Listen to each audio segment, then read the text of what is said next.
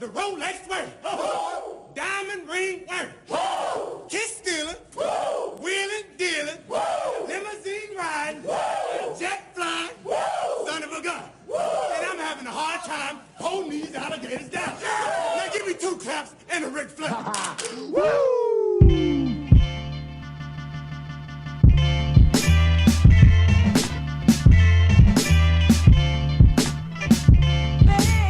Good day and good night. Welcome to the High and Low Basketball Show. This is episode number 100 and George, aka episode number 165. George Rakovich, a 6'6" power forward, Chicago-born and bred basketball player. He wore the number 65 as a member of the Syracuse Nationals from 1949 to 1952. If you're not too familiar with Ratkovich, or the Nationals, that's okay. You're not alone. Ratkovich wasn't a perennial all-star. He didn't set or break league records. He wasn't setting the world on fire with his play. George Ratkovich? Yeah, you'll get there. He's the Rat. He was a blue-collared basketball player, a solid worker, guy who showed up to the game and gave you his 9 points, his 7 rebounds night after night for 6 seasons. And the NBA, they need more guys like this. You know, guys that can do this on a nightly basis without complaining, not the prima donnas, the guys who think they're greater than they actually are. More on that later. Anyway, welcome to the High and Low Basketball Show. My name is Ike Amaechi. I'm here with Sir Mitch of House Orsatti, aka Mitch Orsatti. Around here, we live by a principle governed by the high and low lives of the world, which means we talk about basketball, especially and specifically the NBA. We talk about it at any time, anywhere, north, south, east, west, high and low. This week on the show, we're talking about NBA players who fell off. The guys who were once touted as stars, and for one reason or another, they fell from grace. You know, the topic was inspired by a statement made by a former star turned role player, a certain big man who was considered a max contract type of player. Today, not so much. We'll also jump into NBA soundtrack mode for a quick second, only because we were asked by a listener, and I'll also want to get Mitch's thoughts on the NBA's mid-season tournament. Stay tuned for all that. Before we lock in, let me just check in. Let me check in real quick, Mitch. Oh, hi. Thanks for checking in. I'm still a piece of garbage. So Mitch is at the table. It's been a while, Mitch. How you been? It's been a minute. I've been good. I'm in summer mode, and summer mode is my best mode. I love the hot. I love the heat. Summer mode is nice. In certain cities, in certain parts of the world, I feel like it can be a bit unbearable, but you know what? I try to remember January when you get to those days where it's a bit too humid. It's like, nah, you know this is good. This is good. I've been to Summer League a couple times, and that's Vegas in July. It's like 50 degrees Celsius, and I don't care because that January that you mentioned, that never leaves. That never leaves my brain. 50, I'll take it. I'll take 50 over 0. 50? Yes, I don't care. That hurts. Oh. We'll be there. We'll get there. The world is warming up on that's right. on a monthly basis. Average temperatures in July of 2024 will be 38 degrees Celsius. So that's 120. It's a balmy 75 in Vegas here today. Celsius. Ugh, that's gross. But hey, you know what? I will take warm weather over the coldest of winter days any day. But yeah, hey, last week I dropped some tidbits about the NBA Cup. Not sure if you heard about this, the league's mid-season tournament. They put the schedule out, the structure, the implications. What are your thoughts, man? What do you think of this tournament? Is that what they're calling it, the NBA Cup? Yeah. Well, they're playing for the NBA Cup. Oh, right. Okay, so that's the new. So it's not just like prize money. It's now this trophy that we're assuming is going to matter. Is that right? Yeah. I've been purposefully out of the loop on this one a bit because I really don't care about it at all, to be honest. And that's natural, probably. Like, the first year of anything. Does anyone really care? I don't know. Maybe not. But yeah, it's just like I can't help but think about the Champions League and how that works because there's so much other top talent in other leagues. Yeah. That they all come together to face off for this one prestigious award. This is just NBA within the NBA. Like I don't care. I don't see, this is just additional regular season fluff, I think. Yeah. I think if you put something on the line other than just a cup. But what? Can't be just money. The cup doesn't mean anything yet. I agree with you. I think there needs to be something else. I mean, if a team is able to win the entire tournament, then I wouldn't think an automatic playoff berth would be enough. That wouldn't be sufficient, because if a team's good enough to win the whole tournament, that means that they're definitely going to the playoffs, right? I'm just thinking if it's like home court advantage, draft pick bump, which I don't think anyone cares about really, except a small subset of people. What if you get that? What if you get a first round bye? Ooh, and that adds, so that gives another team an opportunity to jump into the playoffs. Right? Yeah, something there. There has to be something. I agree with you. Yeah. To me, that's big. If you get to bypass an entire 7-game series, it's like, what? Yeah, but then it's like, then you're losing, NBA's, losing revenue there. I don't know, but because and that's the thing, it's never a given. I wouldn't think that it would be a given that the team that wins the in-season tournament would be the number one seed. So it's like, okay, absolutely. If you're the number one seed, then it's like, it's kind of rough that the number one seed is not even going to be in the first round. But, I don't know. I just think that the stakes have to be high for the tournament to actually matter. And I think a team is willing to play for a first round bye if that's the case. Or money. So maybe it goes like, they do this the way it's laid out now. They see that it doesn't work or does or whatever, and they see that if it doesn't work, then they're like, okay, we need to up the stakes. Maybe season 2 will be better. Yeah.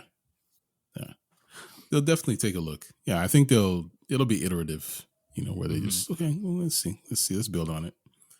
But I like the fact that the games, the wins and losses, count towards your regular season record. I do like that as well. So there's no night offs. Well, I mean, teams take nights off anyway. There will be teams that are like, I don't care. We don't care. We don't care about this cup. We're resting our guys because that's the rest schedule they're on. And if we don't win the NBA Cup, oh well. Yeah. Like Pop. Pop is not going to give 2 hoots about the NBA Cup. Exactly. And what about individually?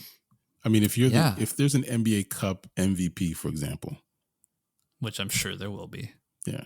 I mean, is money the incentive, or, is it? Oh man, I'm thinking about the player contracts. Oof. X player gets bonus if NBA Cup MVP. Oh my gosh. I mean, that's a huge incentive. Yeah. You get an Make it past automatic All NBA selection. Yeah. God. What a minefield. Hey, I appreciate your time this week, Mitch. Thank you for joining me. Listeners, thank you for joining us for another installment of the show. Another week, another episode, more NBA, some more high and low. This week in NBA history, finally, Isiah has returned to Indiana. If you watch The Rock in the WWE in the early 2000s, you get it. On July 20th, 2000, Isiah Thomas was named the head coach of the Indiana Pacers, replacing the legendary Larry Bird, who had stepped down following the 1999-2000 NBA season. Isiah Thomas, who in his own right was a basketball icon, took over the reins of the Pacers at the age of 39. This guy was 39 years old when he became head coach. Me neither. Like, what? That's pretty young, man. I mean, that's younger than LeBron James right now. Jeez. And he was like well retired. Anyway, short career. So before embarking on his coaching career, we know Isiah Thomas, he was a superstar in this league. 12-time All-Star, led the Detroit Pistons to 2 NBA championships back-to-back, the Bad Boys. Earned Finals MVP in 1990. Prior to his professional success in the NBA, Isiah Thomas was a star at Indiana University. Got in the Hoosiers to an NCAA championship in 1981. So, yes, it was a return to Indiana, to the state that he brought a title to. As Larry Bird, the 1997-98 NBA Coach of the Year, passed the torch to Isiah Thomas, the basketball world really held its breath. They were eager to see how this would all turn out because Isiah was a brand new coach. This was his first coaching job, similar to Larry Bird when he first landed the job. And, they just wanted to see how things would fare for Isiah Thomas under Larry Bird's guidance. With no prior coaching experience, Isiah really faced an uphill battle. But he had a really deep understanding of the game, an innate leadership quality that really provided him with that experience and the skill that he needed to really be an effective coach for the Pacers. At least that's what they thought. The Larry Bird era had brought a lot of success to Indiana, and there was a lot to live up to for Isiah Thomas. He had to continue this winning tradition. Despite the pressure, Thomas embraced the challenge and worked tirelessly to mold the Pacers into a competitive force. However, as with any coaching journey, Isiah Thomas would face both triumphs and setbacks along the way. Just want to fast forward to May 2003, where tensions within the Pacers organization reached a breaking point following a disappointing playoff run. Larry Bird, then serving as the team's president of basketball operations, made the difficult decision to relieve Isiah Thomas of his coaching duties. The firing marked a bitter end to their professional relationship, and the aftermath left a lasting impact on both of them. In an interview years later, actually it was the same interview in which Isiah Thomas was slandering Michael Jordan about The Last Dance. Isiah, he would recall the brutal response he received from Larry Bird when he was fired as head coach of Indiana Pacers. This is what Isiah says when he was recounting this conversation between him and Larry Bird. Cheesy, he always called me cheesy. Cheesy, I really like, he always called me cheesy. Right? Cheesy, I really like you. You've done a good job here. Team's going the right direction. He goes, but I think I'm going to make a coaching change. And I said, wait, Larry, before you do that, let me just say this. I think you and I will make a great team here. And then he goes on to say this. You've done a great job. It has nothing to do with you. Nothing to do with you. It has nothing to do with your coaching ability or anything else. He said, I played with Rick. He's my assistant coach. Rick Carlisle. Yeah, Rick Carlisle. He's a good friend of mine. I'm going to bring Rick in, but you've done nothing wrong. I say, so I'm out. He goes, yeah. I said, why? He said, well, I just like Rick better than I like you. Larry Bird, man. They call him a legend for a reason. It's for a man to say, I just like him better than I like you.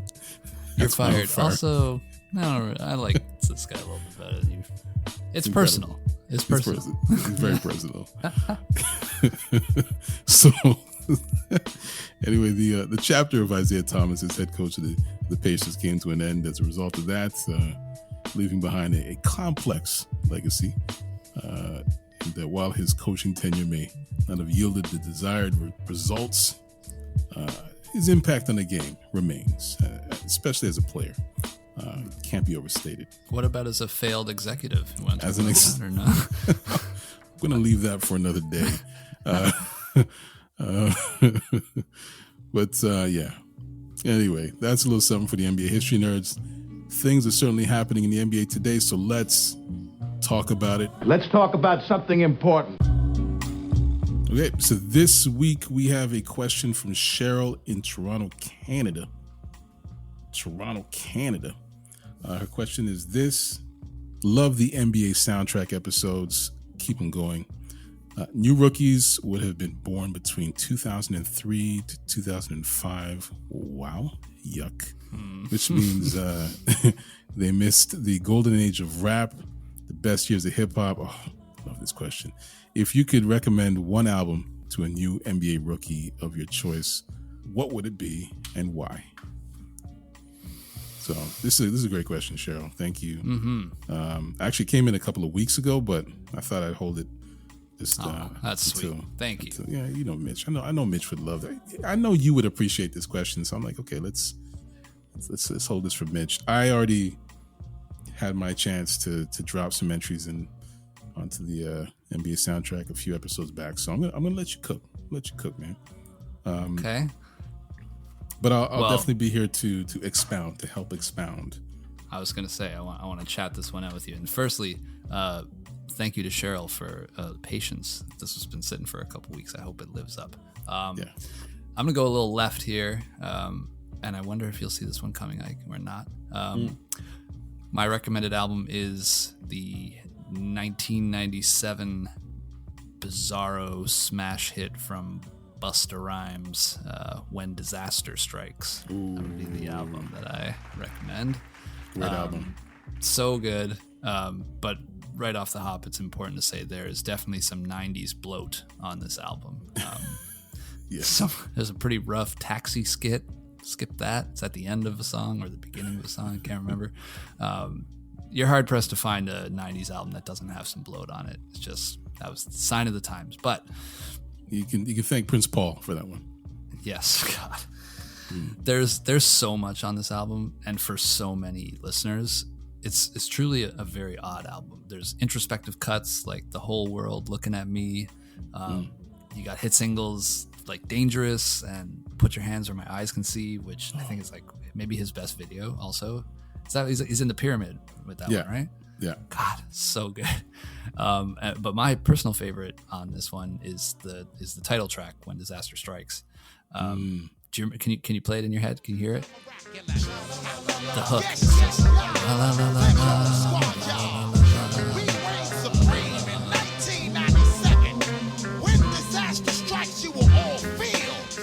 It's so catchy, and Busta's just like so in the pocket as he is for this whole album.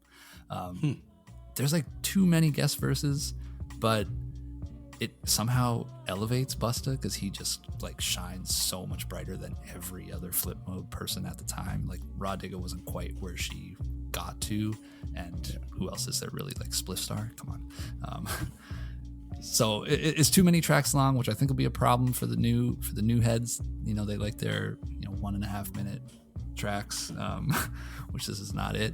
But there's so much gold on here, and if you haven't listened to this album, it's a surefire hit. This album is amazing. And I do agree, it is bloated. Yeah, there's 18 tracks. It's like it's the full length of a CD, 79 minutes and 30 seconds or something. Oh yeah, they really tried to push the boundaries in terms of length, especially like in the late 90s, like mid to late 90s.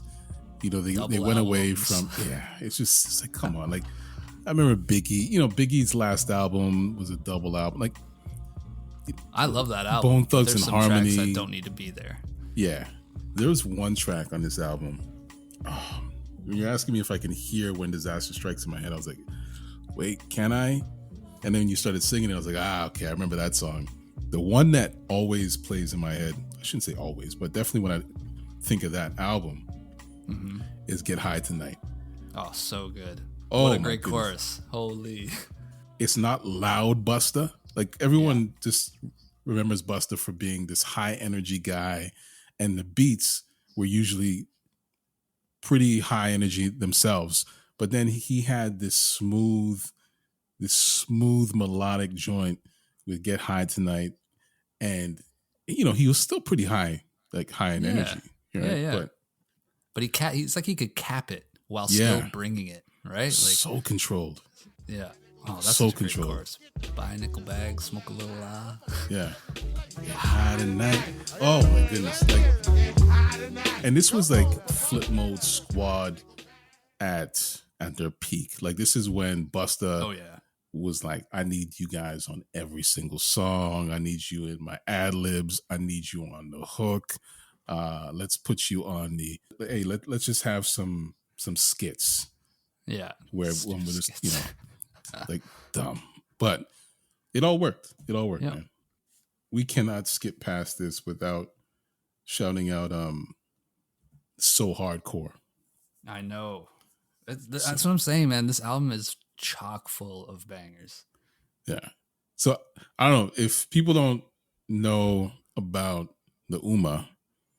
The UMA was just basically like a production team comprised of Q-Tip, Ali Shaheed Muhammad of Tribe Called Quest, and then Dilla. But then you also had Raphael Sadiq, D'Angelo, like just like a smorgasbord of the greatest musical minds of the 90s. Then this was a musical team, like a musical production team that made music together and produced beats for a select group of artists. And led by, of course, Q-Tip and Dilla. And Dilla's my favorite producer of all time, so I always got to shout that out. Good album. That's the one. I've owned it on cassette and CD. Date myself a little bit there. Who would you recommend that to?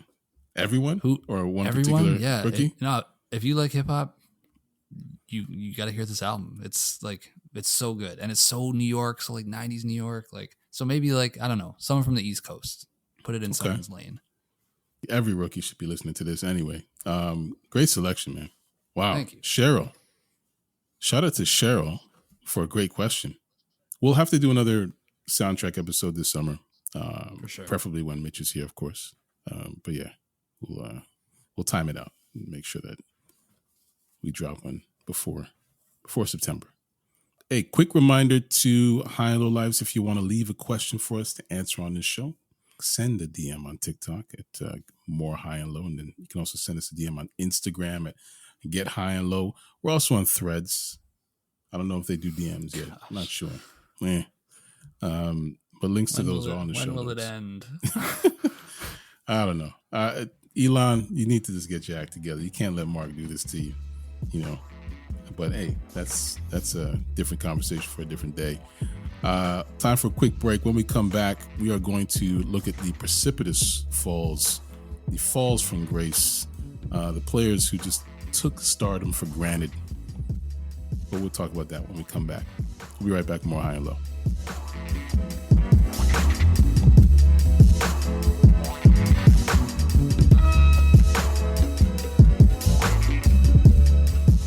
This moment is brought to you by High and Low listeners. This week on the High and Low NBA show, listeners were asked to share their top 5 things to do during the NBA offseason. We heard from Cheryl in Toronto, Canada. Cheryl's list started with number 5, watching WNBA games. The Las Vegas Aces are a must-see this season. Number 4 is NBA Pro-Am leagues. The highlights are enough to keep you satiated for a day or so. Whoa. What did you just say to me? Number 3 is watching other sports in your city. It's nice to diversify your tastes. Number 2 is NBA Summer League, but only if you can tolerate the obvious downgrade from regular season basketball. What did you say? The number 1 thing to do during the NBA's off-season is enjoy the summer and listen to High and Low. Great list and great advice, Cheryl. Thank you and very much appreciated. Let's get back to the program.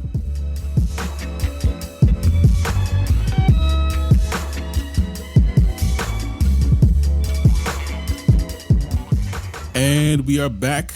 I'm Ike Amaechi. That's Mitch Orsatti, and this is High and Low. So NBA players experience a decline as they get up in the years. You know, it's a natural part of life. Father Time is undefeated, as they say. And when players experience these declines, their role on the team, their status as stars, that changes with this depreciation in skill. Some players see the change in the number of endorsement deals. Maybe the brands move on to younger stars. Others see it in the contracts. You go from being a player who's considered a super max contract kind of player to maybe a max contract kind of player to a mid-level to a minimum. I think the contracts are a perfect measurement tool for this sort of thing, because it tells you exactly what the teams or how the teams value the players. And this can happen due to players getting older, but sometimes it happens because players come down to earth. Perhaps they were overrated in the first place, never grew into their expectations. Some players fall from grace because of off-court issues. They're deemed a risk and get pushed to the end of the bench with the appropriate contract attached. But anyway, we're going to talk about a few players who have experienced such a precipitous fall. And I just want to say this, Andre Drummond, he was the inspiration for this topic. He had a message for young players today, and I quote, he said this, I quote, "Fellas, I was that guy. I was $100 million guy. I was pouting. I was upset when I wasn't playing, and I had a bad attitude. I went from $100 million to an league minimum. They don't care how many rebounds you get, how many threes you make. They care about you being, I don't know what kind of English he's saying at this point, but let me just say it. They care about you being as a person." That's what he said. That's Andre Drummond. Are you a good teammate? Are you a good locker room guy? Are you someone they can count on each and every night? You play 100% every single time you step on that floor. Consistency, fellas, consistency. So he's giving gospel right now because he feels it. He knows that he had it, and he fell from the sky. Anyway, it's a great message, hard lesson to learn. I think there are recent examples that we could definitely pull from. But Mitch, I'll let you jump in on this one. Who do you have as your first player? Yeah, I don't have a ton of recent examples, to be honest. I think there's a slew of fringe talent players that you can apply this to. Guys like Michael Beasley, who I guess is recent enough because he's still trying to get in. Dion Waiters, who just came out saying he has some mental health stuff, and OJ Mayo. To just really barely scratch the surface. That's like 3 guys. There's probably like 50 more at least. Ben Simmons? Sure, yeah. Ben Simmons is a great example. We might see Cat in there at some point. I don't know. Like, it's priorities, right? It's just like Drummond said. Like, you got to give your all, and some of these guys we know are there for the check, and that's that. And if you're there for the check is going to leave you quicker. But I want to talk about someone this applies to that I really wish it didn't, and we got to go back a little bit. And that's Allen Iverson. And I think AI's career playing out the way it did is so unfortunate because multiple time scoring champion, MVP, rookie of the year, multiple time All-NBA player, and he just couldn't get out of his own way. Yeah. And when his body and the march of time came knocking, even, and this is what makes this even sadder, as he managed to overcome the litany of like racist media garbage that was thrown at him, criminal charges, dress codes. Like the deck was so stacked against Iverson, and it was him. He beat himself. Like that. It makes me so mad because he drove coaches out, off-court behavior, on-court tendencies, getting into it with the press, refs, fans, you name it. But none of that hampered his play, even though it was inefficient, admittedly. It wasn't until he got to his 30s, right? He got into his 30s. He had that first full season after getting traded to the Nuggets that he played really well, and then it all fell apart. Why?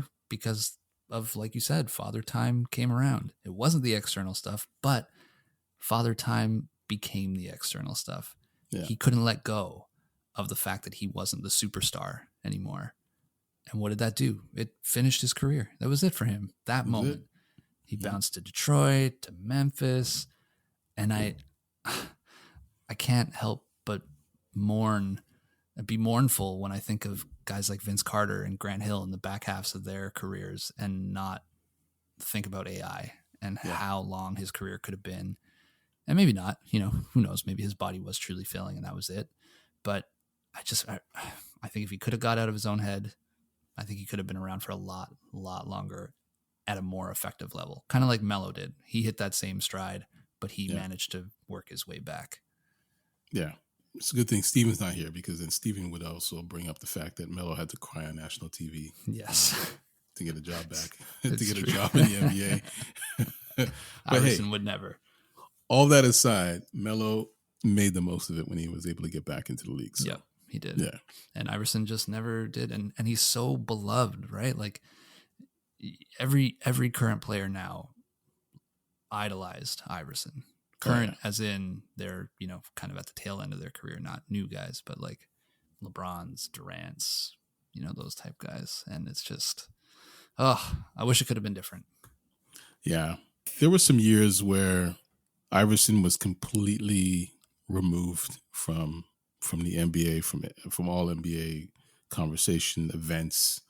I think a lot of the things that he did when he was at the top of his game, you hear about the classic run-ins that he would have with Stern. Mm-hmm. And, at that time, he's probably thinking, listen, I'm bulletproof. You guys need me more than I need you, which is a crazy sort of position to take. But I'm pretty sure that he had similar thoughts to that. And it came back to bite him, when his star, when it wasn't shining as bright anymore, there's rumors that he was blacklisted. Like teams were told, do not sign Allen Iverson. And that was his retirement. Like he wasn't able to retire in the way that other players have been able to. Other greats, these guys they've been able to exit the league on their own terms. Yeah, or with just like a modicum of grace. Like Iverson got none of that. He went to Turkey, and then that was it. Yeah. And it's only like now he's starting to work his way back into the NBA lexicon, right? Like, now people are starting to be like, and the NBA is embracing him again. But geez, that's how long ago, right? Yeah, I think a bit of that was just like, we will never celebrate you again over my dead body. Yeah, and then Stern dropped dead, and so now they celebrate him. Yeah. I think this is Silver. I think this is Adam Silver recognizing the fact that Allen Iverson is recognizing his contribution to the game. So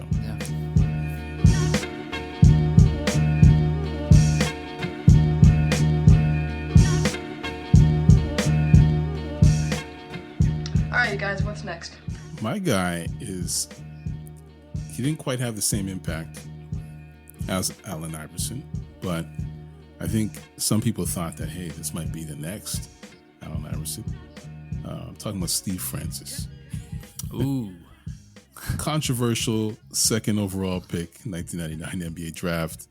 He was drafted by the Vancouver Grizzlies, famously refused to play in Vancouver, and then was subsequently traded to the Houston Rockets in a 3-team deal that basically brought back nothing but potato chips and twigs back to Vancouver, and then essentially led to the demise of that franchise. So people in Vancouver hate.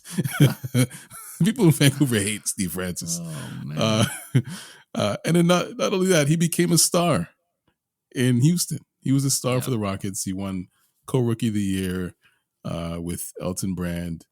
And hey, man, it is what it is. These things happen. We know Steve Francis to be that explosive, versatile perimeter scorer. He was a fan favorite in Houston. I think his star was really rising at that time. And in his time with the Rockets, he averaged 19, 6, and 6. He had 3 straight All-Star appearances, no All-NBAs, because that's what matters. But hey, he was on top of the world at that time. The sky was the limit, and I'm sure he thought that his success would never end. Similar to how Allen Iverson felt like, hey, I'm bigger than this league.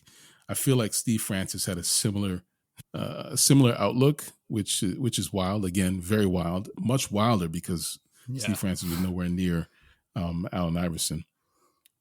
But then, hey, this guy gets traded in 2004. The Rockets basically shocked everyone, and they traded him to the Orlando Magic, part of a multiplayer deal that brought Tracy McGrady to Houston. Yeah.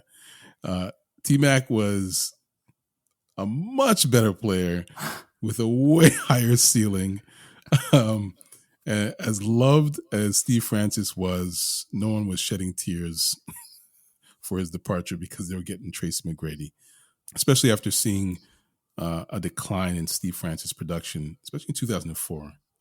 You got the All-Star selection, but his production was starting to fall, was starting to drop. His exit from Houston really marked the beginning of his spiral, or his downward spiral. His numbers declined significantly in Orlando. He struggled to kind of recapture the magic that had defined his early years in the league. Pun intended. No pun intended. Thank you.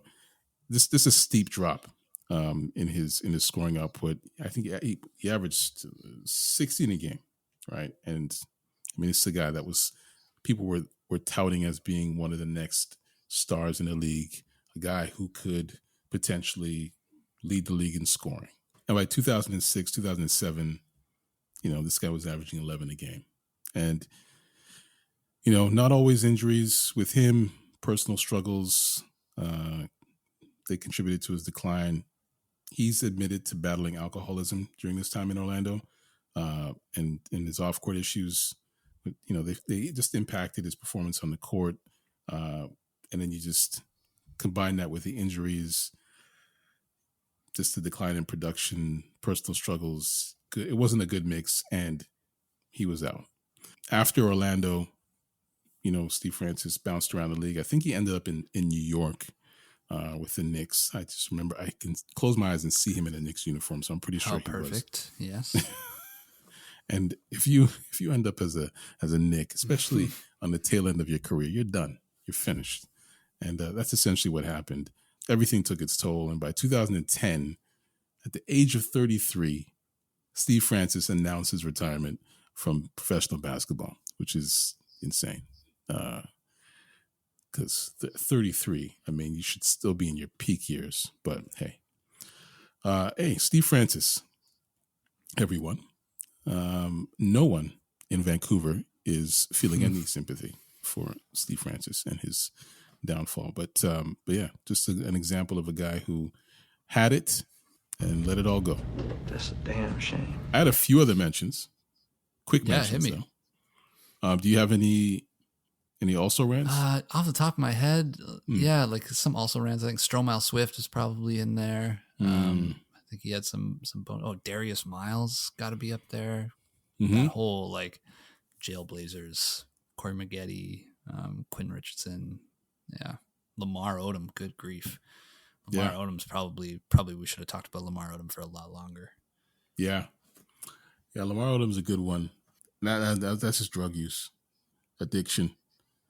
Monte Ellis. Yep, Monte Ellis is a good one too. Like, I think Steph. Big I'm him energy. Oh, yeah.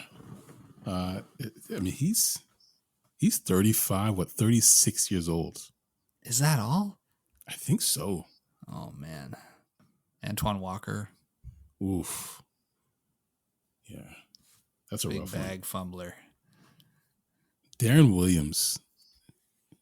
Oh, Darren Williams. I'm trying to remember what happened at the end of his years. 3 or 4 years, there was this conversation about him and CP3. Oh, yeah. Who's the best Utah point guard days. in the league?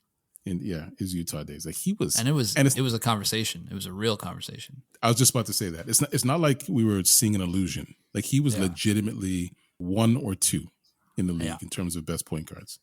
Yeah. I don't know. Al Jefferson on that team too at the time. So, yeah. Al Jefferson, and they were like Stockton and Malone Part 2. Yes. Like, okay, calm down. There's a few. I mean, DeMarcus Cousins comes to mind, but I think it's more about injuries. Like, he just suffered a really bad injury that he was and never just able bad to luck come sometimes too. Yeah, the injury was when it was like, this is the thing with Boogie. multiple times it was right there. It was clicking. It was working. First time was when Sacramento fired Mike Malone. Yeah. When Boogie got meningitis and they lost a ton of games. Yeah. Then they fired him. And then he paired up with AD and they looked amazing. Yes. And he blows his knee out in the first playoff game. His first playoff game. Exactly. Oh, I was so heartbroken for him. That sucked. His is a tragic story. Yeah. But yeah, injuries and just bad luck, circumstances. Two other ones that just quickly before we wrap up, Josh Smith and Roy Hibbert. Yeah. Yep. Oh, Roy Hibbert. Did he have an attitude thing? It wasn't really an attitude thing. I think with Roy Hibbert, because he was a big part of those Pacers teams that really pushed the Heatles in the East. I think he was just a victim of circumstance. The league changed overnight. I know, so quick. And he was like more of a throwback center. And he couldn't adapt to that new version of the NBA. It was just, it like you said, it happened so quickly. And he just wasn't the kind of player that was just going to step out to 16, 17 feet and hit that shot. That's going to take some time. Yeah. And also, I don't know if he was willing to make that change. I think he was like, okay, I can still be a rim protector. I can still play on the block. No. I just thought of another guy who Steven would definitely be touting. Come on now. Who haven't we mentioned? Oh yeah. I listen, I purposely don't want to mention him. All right, let's not. I'll tuck it away. But quickly, Josh Smith though. Yeah. I love Josh Smith. He was one of my favorite players. Yeah. And he was a two-way guy. Yep. All defensive team. I remember he was a 6'9" power forward that can hit a three every now and then. He was a bit of a stretch, athletic. I mean, the guy could dunk from the free throw line like it was nothing. Yeah. He got the bag, went to Detroit. He's a guy that got the money and got comfortable. I'm convinced. Comfortable is a nice way to say that. I was thinking of some different words, but I'll let you roll with comfortable. That's good. It's much more polite. Definitely comfortable. Anyway, yeah, these are the players that fell from grace, and just let this be a lesson to young players in the NBA. Learn from their mistakes. Yep. Don't take these opportunities for granted, especially when you are peaking or when things are good, when things are going well, when the trajectory is going up. Just always remember that the other side of that hill, it's not fun. It's not fun. It lasts a lot longer. Absolutely. As it doesn't matter how steep, it will last a long time. So just try to make it as slow a decline as possible, and just appreciate what you have. But anyway, not here to lecture the young boys. Good old head energy there. I like that. Yes, OGs. Hey, that brings us to the end of this episode of High and Low. Thank you, Mitch, for joining me tonight. Hope you liked this episode. Hope you liked me and Mitch being old heads. Just dropping the knowledge. Anyway, subscribe to High and Low anywhere you find podcasts. Make us a part of your weekly routine. You know where to find us. We're on Instagram, TikTok, Twitter, YouTube, Threads. Links to those are on the show notes, except for Threads. I don't know if we're going to put the link in there, man. If you can find us on YouTube, you can find us on, or actually it's Instagram. If you can find us on Instagram, you can find us on Threads. So where can listeners find you, Mitch? Can they find you on Threads? Oh gosh, no, definitely not. I looked at Threads and it's like, import. I was like, you know what? No, I don't. What am I gonna do with this? I already hate love Twitter. I don't need to hate love something else. So even that, like, find me on Twitter, I guess.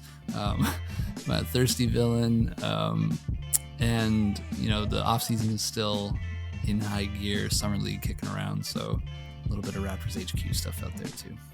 There you go. Raptors HQ. Check it out. Once again, music is by Live at the Enjoy Music Group. You can find Live on Twitter and on Instagram, maybe on Threads. I'm not sure. I should check, actually. But you can look it up yourself. It's LYVE. Additional music is by Sonny Rockwell of The Goodness. He's definitely not on Threads. Not anywhere. Can't find that guy anywhere. Sound design is by Vonn August. This is a Vonn+Abrahamm podcast, just in case you didn't know. So on behalf of Sir Mitch of House Orsatti, I'm Ike Amaechi. Thank you for listening to High and Low, and we'll talk to you next week. Bye, Nickelback.